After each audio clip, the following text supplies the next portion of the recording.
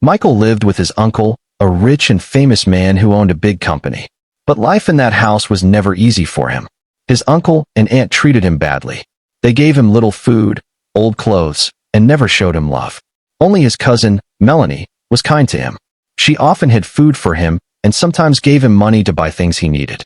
Michael loved Melanie very much because she cared for him when no one else did.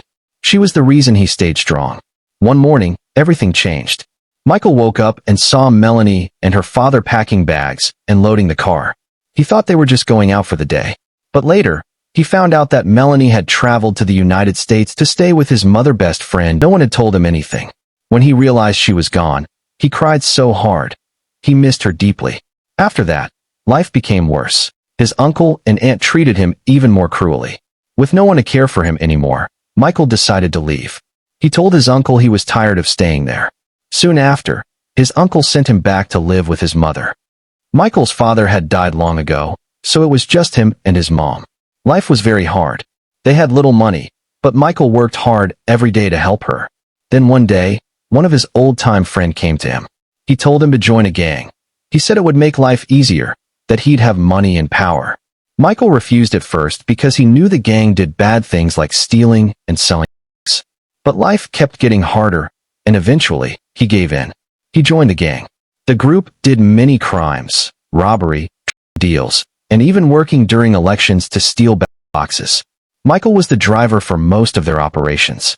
Soon, he began making money. He built a small house for his mother, and they were finally happy for a while. One day, the gang boss called a meeting. This time, the plan was to kidnap a very rich man. The boss said they could make up to $100 million from it. Michael was nervous but joined the mission.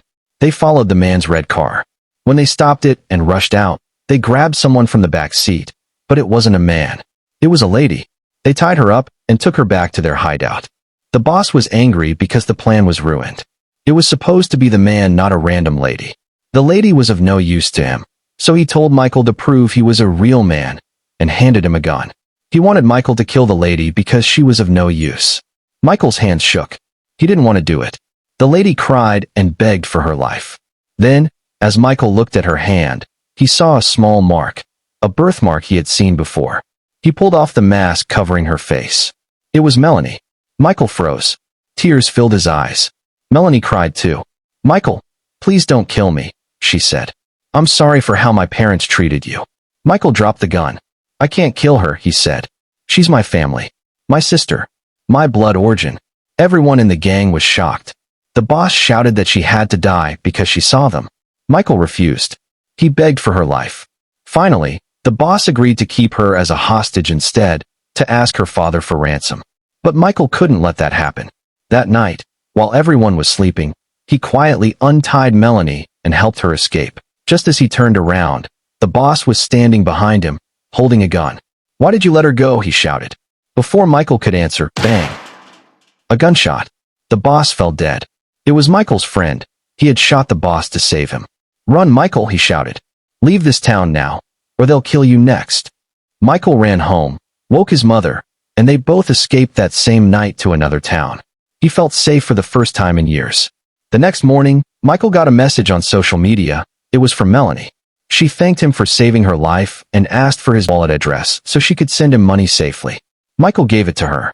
Soon, he received $16 million. He cried again, but this time from happiness. With that money, he and his mother moved to another country to start a new life. Back in town, the gang fell apart. Michael's friend told everyone that Michael had killed the boss and ran away with the girl. No one could find him. His house was sold, and his name disappeared from the city. But far away, in another land, Michael finally found peace. He never forgot Melanie, the cousin who showed him kindness when no one else did, and the night when mercy saved them both. Thanks for watching. Please subscribe, like, and share to friends if you found the story interesting.